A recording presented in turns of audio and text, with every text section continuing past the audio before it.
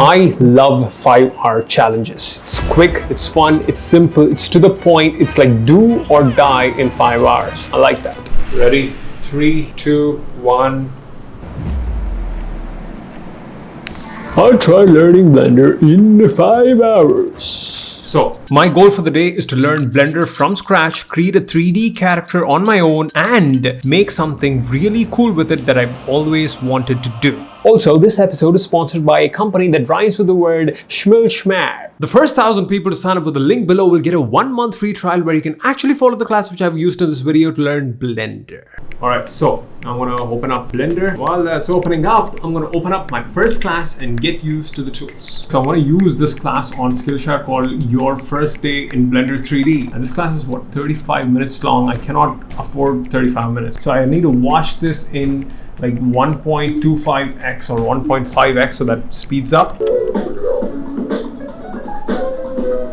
This is how it feels like when you watch a class like in fast. So Blender, by the way, for those who don't know or possibly living under a rock, I don't know which rock, either one of these rocks, it's a free 3D software where you can use to create 3D models, characters, animations, rigs, create these cool looking animations and short films. That's where I have my eye on that thing. I've always wanted to learn the software for a very freaking long time, but the thing is I always got stuck in that freaking cube stage. I can't get past that cube stage. I needed immense amount of outside forces to push me to get past that cube stage and start learning this thing. So what do? How do I sort of solve that problem? Well, take up a 5-hour challenge and do that, right? Simple.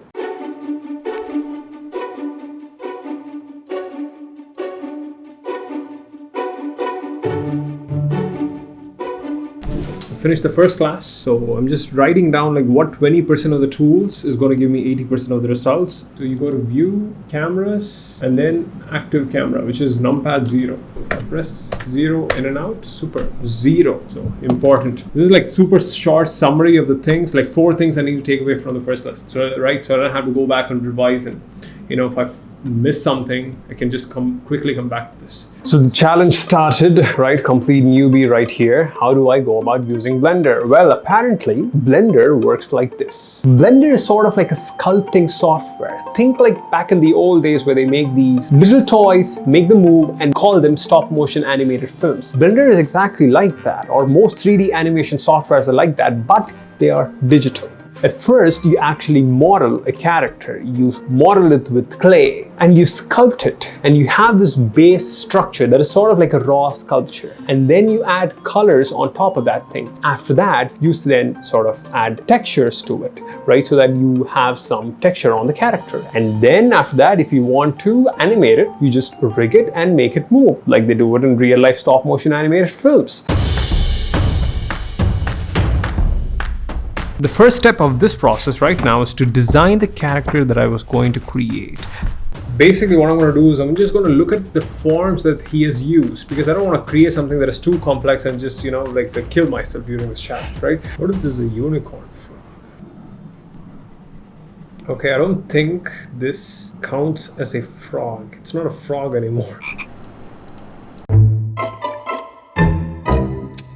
We have a problem. I was supposed to create a spear. I did something and it turned into this. Look at that. 12 seconds later. What the heck is... Oh god. I've officially added the body for the frog. Now I need to add the eyes, the legs, and the horn, and the tail.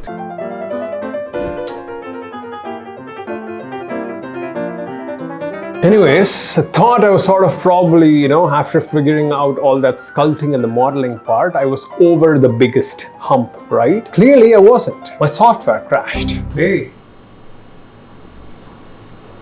No, Blender crashed, actually. You saved the project file, right? Or does it automatically say? Control is good. Now check panava. And it's alright. Only created a spear. Obstacle is the way. The impediment to action advances action. What stands in the way becomes the way. The obstacle is the way.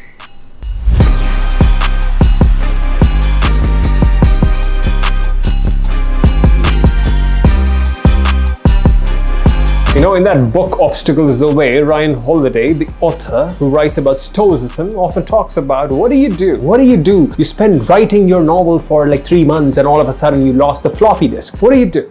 And he's like, you write it all over again, buddy. What else would you do? You write the freaking thing over. So that's what I did. I started the thing over again, and the beauty of it was I did it better than the last time.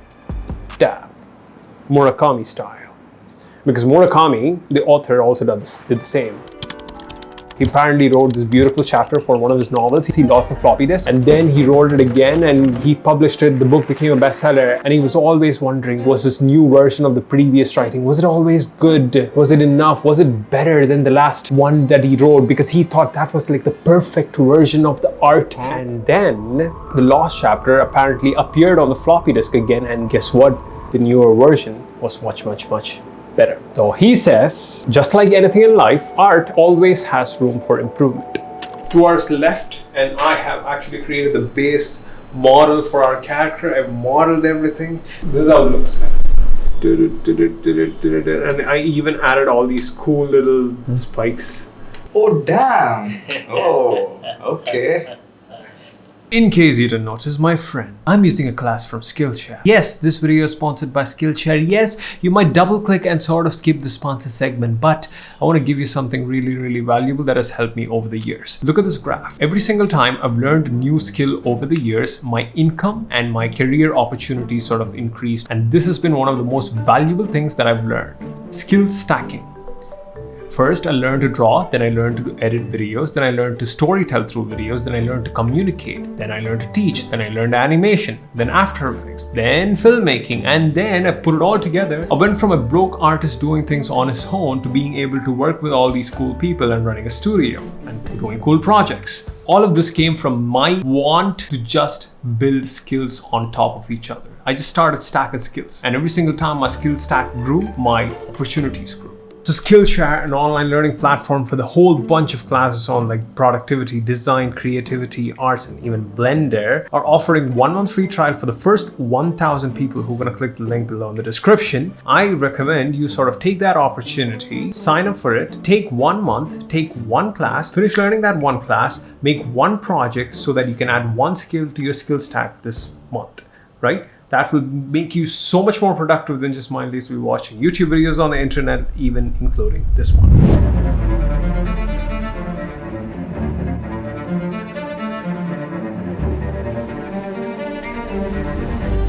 So I finished, my hand hurts.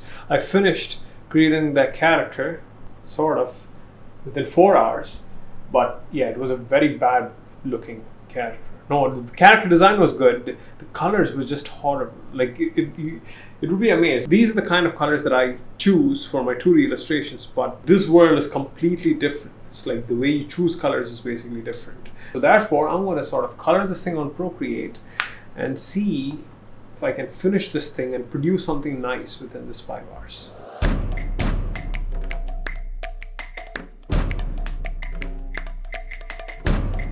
How many minutes?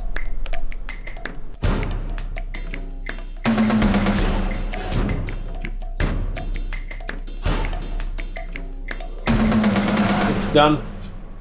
I've painted the thing on Procreate. What we did next was we took this thing out and made a toy out of it and we placed it on my desk. That is what I call real 3D. I was not happy with the challenge. I did finish it, right?